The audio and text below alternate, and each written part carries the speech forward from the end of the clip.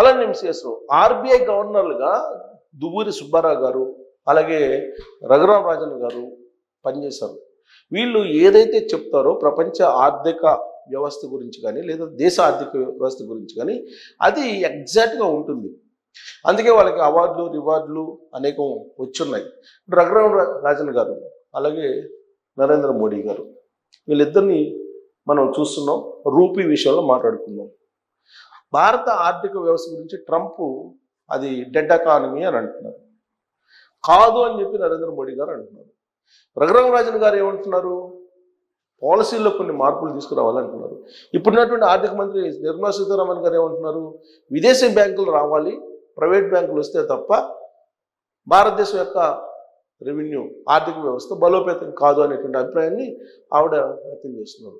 ఇలాంటి పరిస్థితుల్లో అసలు భారత ఆర్థిక వ్యవస్థ ఏంటి అనేది మనం ఆలోచిస్తున్నటువంటి సమయంలో రూపీ వాల్యూ డిజాస్టర్. గతంలో ఎప్పుడూ లేని విధంగా డాలర్తో పోలిస్తే 90 రూపాయల 17 పైసలు పడిపోయింది. ఇది రికార్డు స్థాయి పతనం. భారత రూపీ రికార్డు స్థాయి పతనం. దీనికి కారణం ఏంటో తెలుసా? వాణిజ్య లోటు. వాణిజ్య లోటు పెరిగిపోయింది. దానికి కారణం ఏంటి? ఎగుమతులు తగ్గిపోయాయి. అంటే విదేశాంగ విధానం బలహీనంగా ఉందా అనేటువంటి ఒక చర్చకు ఇప్పుడు అవకాశం లభిస్తుంది. ఆర్బీఐ పాలసీలు లేదంటే ఆర్బీఐ నిబంధనలు, ఆర్బీఐ రూల్స్ ఇవన్నీ గందరగోళంగా ఉన్నాయని అంటే రఘురాం రాజన్ గారు ఎప్పుడో చెప్పారు. నరేంద్ర మోడీ గారు అధికారంలోకి వచ్చిన కొత్తల్లోనే రఘురాం రాజన్ గారు చెప్పారు క్లియర్గా, భారత ఆర్థిక వ్యవస్థ డోల్డ్రమ్స్లో ఉంది, డోల్డ్రమ్స్లో పడబోతుంది అని చెప్పి. నరేంద్ర మోడీ గారు 2014 ఎన్నికల్లో ఒక పెద్ద క్యాంపెయిన్ చేశారు. మన్మోహన్ సింగ్ గారు ప్రధానమంత్రిగా ఉన్నారు. ఆయన ఆర్థికవేత్త అయినప్పటికీ రూపాయి డాలర్తో పోలిస్తే 62 రూపాయలు ఉంది, నేను వస్తే 54 రూపాయలు తీసుకొస్తానని చెప్పి ఆయన ప్రామిస్ చేశారు. భారత ప్రజల్ని నమ్మించారు నరేంద్ర మోడీ గారు. కావాలంటే రికార్డ్స్ మీరు చెక్ చేసుకోవచ్చు. మరి నరేంద్ర మోడీ గారు వచ్చిన తర్వాత రూపీ వాల్యూ పాతాళానికి పడిపోయింది. గతంలో ఎప్పుడు భారత స్వాతంత్ర్యం వచ్చిన తర్వాత భారతదేశానికి ఇంత స్థాయిలో డిజాస్టర్గా రూపాయి పాతాళానికి పడిపోయినటువంటి సంఘటన మరొకటి లేదు. పైగా నరేంద్ర మోడీ గారు ప్రధానమంత్రి గారు అయిన తర్వాత ఈ రూపీ తగ్గడం అనేది ర్యాపిడ్గా తగ్గింది. అంతకుముందు స్వాతంత్రం వచ్చిన తర్వాత రూపీ క్రమేణా గ్రాడ్యువల్గా తగ్గుతూ వచ్చింది. కానీ నరేంద్ర మోడీ గారు ఎప్పుడైతే ప్రధానమంత్రి అయ్యారో ఆ సంవత్సరం నుంచి 2014 నుంచి డ్రాస్టిక్గా తగ్గుతూ ఇవాళ డాలర్తో పోల్చుకుంటే 90 రూపాయలకు పడిపోయింది. 90 రూపాయల 17 పైసలు సుమారుగా పడిపోయింది. బహుశా భారతదేశ చరిత్రలో ఇంత దారుణంగా రూపాయి పతనం కావడం అనేది ఎక్కడా మనం చూడలేదు. కానీ ఇప్పుడు మనం చూస్తున్నాం. సరే, భారతదేశానికి స్వాతంత్రం వచ్చినప్పటి నుంచి అసలు రూపాయికి సంబంధించినటువంటి హిస్టరీ ఏంటనేది చూద్దాం. ఇది హిస్టరీ, రూపాయికి సంబంధించినటువంటి హిస్టరీ డాలర్తో పోలిస్తే. సరికొత్త జీవితకాల కనిష్టానికి కరెన్సీ విలువ అంటే పతనానికి వెళ్ళిపోయిందండి. ఇంట్రాడేలో 90కి డాలర్ రూపీ మార్పు. ఒక డాలర్ 90 రూపాయలు అయింది. 43 పైసల నష్టంతో 89.96 వద్ద ముగింపు. ఇది మనకు స్వాతంత్రం వచ్చిన తర్వాత చూద్దాం. 1947 అప్పుడు డాలర్తో పోలిస్తే రూపీ విలువ 3 రూపాయల 30 పైసలు. ఒక డాలరు మార్కు విలువ 3 రూపాయల 30 పైసలు. ఇవాళ ఒక డాలరు 90 రూపాయల 17 పైసలు ఉంది. ఇక్కడ 1948 దాంట్లో 3 రూపాయల 31 పైసా, అంటే ఒక పైసా సంవత్సరానికి తగ్గుతూ వస్తుంది, పతనం అవుతూ వస్తుంది. 1949కి వచ్చింది. ఇదంతా చూడండి చిన్నగా. ఇక్కడ చూడండి స్టాండర్డ్ 1950 నుంచి 50 నుంచి 65 దాకా స్టాండర్డ్గా ఉంది రూపాయి వాల్యూ. 70లో ఒకసారిగా 3 రూపాయలు తగ్గింది. దాన్నే పెద్ద డిజాస్టర్ అనుకున్నారు అప్పట్లో. 7 రూపాయల 50 పైసలు. 75లో 8 రూపాయల 38 పైసలు. 80కి వచ్చేటప్పటికి 7 రూపాయల 86 పైసలు. 1985కి వచ్చేసి 12 రూపాయల 37 పైసలు. 1990కి వచ్చేటప్పటికి 17 రూపాయల 50 పైసలు. ఇది నేను 1991 ఇక్కడి నుంచి చూడండి, మీరు అబ్జర్వ్ చేయండి, చాలా సీరియస్గా ఆలోచించండి. 1991 పివి నరసింహారావు గారు సంస్కరణలకి ఆజ్యం పోసినటువంటి బీజం వేసినటువంటి సంవత్సరం అది 1991. ఇంకా అక్కడి నుంచి రూపీ వాల్యూ పతనం చూడండి. 1991లో 22.74 ఉంది.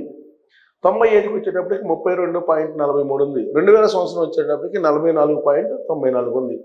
2005 కాంగ్రెస్ పార్టీ వచ్చిన తర్వాత కాంగ్రెస్ పార్టీ హయాంలో 2014 ఇక్కడ వరకు ఉన్నారు వాళ్ళు.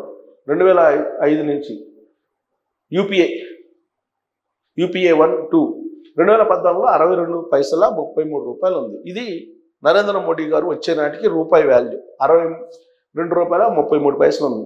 నరేంద్ర మోడీ గారు అధికారంలోకి వచ్చిన తర్వాత డ్రాస్టిక్గా తగ్గుతూ పతనం అవుతూ వచ్చింది రూపాయి వాల్యూ. ఇక్కడ చూడండి, నోట్ల రద్దు తర్వాత 2018 రెండోసారి ప్రధానమంత్రి అయిన తర్వాత ఇంకా ఎంత దారుణంగా పడిపోయింది. 2019లో రెండోసారి ప్రధానమంత్రి నరేంద్ర మోడీ గారు 70 రూపాయలకు వచ్చేస్తుంది. 70 రూపాయల 39 పైసలు. అలాగే 2024 మూడోసారి ప్రధానమంత్రి అయ్యారు. అప్పటికి 84 రూపాయల 83 పైసలు అయింది. 2025 89 రూపాయల 96 పైసలు అయింది. సో ఇదే రేషియోలో 2014 నుంచి మనం 2014కి 2019కి ఎంత పెరిగింది, ఎంత తగ్గింది? దాదాపుగా 8 రూపాయలు తగ్గింది. 2019 నుంచి 2024కి ఎంత తగ్గింది? 14 రూపాయలు తగ్గింది. అంటే మళ్ళీ నరేంద్ర మోడీ గారు 2029లో కూడా ప్రధానమంత్రి అయితే ఈ రేషియోని కనుక తీసుకుంటే ఇది 7 రూపాయలు తగ్గింది. ఫస్ట్ పేజ్లో 7 రూపాయలు పతనం అయింది రూపాయి. సెకండ్ పేజ్కి వచ్చేటప్పుడు 14 రూపాయలు పతనం అయింది, అంటే డబుల్ అయింది. ఈసారి 28 రూపాయలు. అంటే మళ్ళీ ప్రధానమంత్రి అయితే 2029లో నరేంద్ర మోడీ గారు 118 రూపాయలు 120 రూపాయలు డాలర్తో పోలిస్తే రూపాయి పతనం అయ్యేటువంటి ఛాన్సెస్ ఉన్నాయని చెప్పి ఆర్థికవేత్తలు అంచనా వేస్తున్నారు. ఇది సో ఇక్కడ చూడండి, ఇది ఈ డేటా చూస్తే మనకు అర్థమవుతుంది. 78 ఏళ్ల స్వతంత్ర భారతంలో 3 రూపాయల 30 పైసల నుంచి 90 రూపాయల వరకు వచ్చింది. అంటే మన దేశం అభివృద్ధి చెందుతున్నట్ట. మన దేశ పాలకులు నల్ల దొరలు, తెల్ల దొరలు పోయి నల్ల దొరలు వచ్చారు. వీళ్ళు భారతదేశాన్ని కాపాడుతున్నట్ట. డాలర్తో పోలిస్తే మనం ఎంత పతనం అయ్యామో చూడండి. ఎక్కడ 3 రూపాయల 30 పైసలు, ఆ రోజు తెల్లదొరలు ఉన్నప్పుడు 3 రూపాయల 30 పైసలు ఉంది మన రూపీ వాల్యూ. ఇవాళ 90 రూపాయలకు పడిపోయింది, పతనం అయింది. 3 నుంచి 90 పతనం అయిపోయింది డాలర్తో పోలిస్తే. మరి దీని పతనం ఇంకా ఏ స్థాయికి తీసుకెళ్లాలనుకున్నారు వాస్తవంగా? ఇది చూస్తే సగటు భారతీయుడు మన భారతదేశం స్వాతంత్రం వచ్చిన తర్వాత ఇటువైపు వెళ్తుంది. తెల్లదొరలు పోయి నల్లదొరలు వచ్చారు. తెల్లదొరలు బెటరా నల్లదొరలు బెటరా అనేటువంటి చర్చకి తావిచ్చేలాగా కనిపిస్తుంది. తెల్లదొరలు ఉన్నప్పుడు 3 రూపాయల 30 పైసలు ఉంది. ఇవాళ నల్లదొరల పాలనలో 90 రూపాయల చిల్లరకి వచ్చేసింది, పతనం అయిపోయింది. ఇంతకన్నా దారుణమైన పతనం ఇంకోటి ఉండదు. నరేంద్ర మోడీ గారి హిస్టరీలో 2014 నుంచి ఇప్పటి వరకు చూస్తే ఫస్ట్ పేజ్లో 7 రూపాయల చిల్లర తగ్గింది, రెండో పేజ్లో 14 రూపాయలు తగ్గింది ఏకంగా. అంటే 7 కన్నా డబుల్ 14. ఇది కనుక 28 రూపాయలు అయితే కనుక అప్పుడు 138 135 రూపాయలకి పడిపోయే అవకాశం వల్ల 2029లో నరేంద్ర మోడీ గారు ప్రధానమంత్రి అయితే అనేది ఆర్థికవేత్తలు అంచనా వేస్తున్నారు. ఇది రఘురామ్ రాజన్ గారు ఎప్పుడో ఎక్స్పెక్ట్ చేశారు. ఆల్రెడీ 2014లోనే రఘురామ్ రాజన్ గారు చెప్పారు, దువ్వూరి సుబ్బారావు గారు కూడా చెప్పారు. కానీ రూపీ పతనం అనేది భారతదేశానికి సంబంధించినటువంటి ఆర్థిక వ్యవస్థతో ముడిపడి ఉంది. ఆర్థికవేత్తలు ఈ పత్రాన్ని చూసిన తర్వాత అసలు భారతదేశం యొక్క ఆర్థిక సిచ్యువేషను ట్రంప్ చెప్పినట్టు డెడ్ ఎకానమీలో ఉన్నామా మనము, అది తెలుసుకోలేకపోతున్నామా? ఈవెన్ అప్పులు కూడా 300 లక్షల కోట్ల అప్పు ఉంది భారతదేశం. 300 లక్షల కోట్లు. ఈ అప్పు ఎప్పుడు తీరాలి? 300 లక్షల కోట్లు ఈ అప్పు ఉంది. దీంట్లో 200 లక్షల కోట్ల రూపాయలు నరేంద్ర మోడీ గారు వచ్చిన తర్వాత చేసింది. మరి ఒకవైపు ఏమో అప్పులు పెరుగుతున్నాయి, ఇంకొకవైపు ఏమో రూపీ వాల్యూ పతనం అవుతున్నటువంటి పరిస్థితుల్లో భారత ఆర్థిక వ్యవస్థ సిచ్యువేషన్ ఏంటి?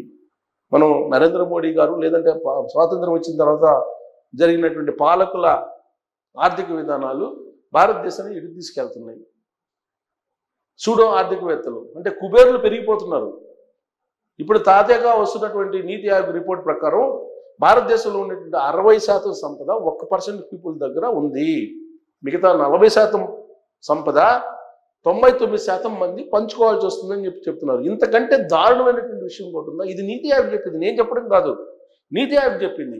సో కాబట్టి ఇప్పటికైనా జన్జీ ఉద్యమాలు చేసేటువంటి వాళ్ళు ఇలాంటి అంశాల మీద ఫోకస్ చేసి ఇప్పటికైనా ఇలాంటి అంశాల మీద స్ట్రెస్ చేసి ప్రశ్నించకపోతే ఈ పతనం ఆగదు, ఆగేటువంటి అవకాశం లేదు అనేటువంటిది ఆర్థికవేత్తలు చెప్తున్నటువంటి మాట.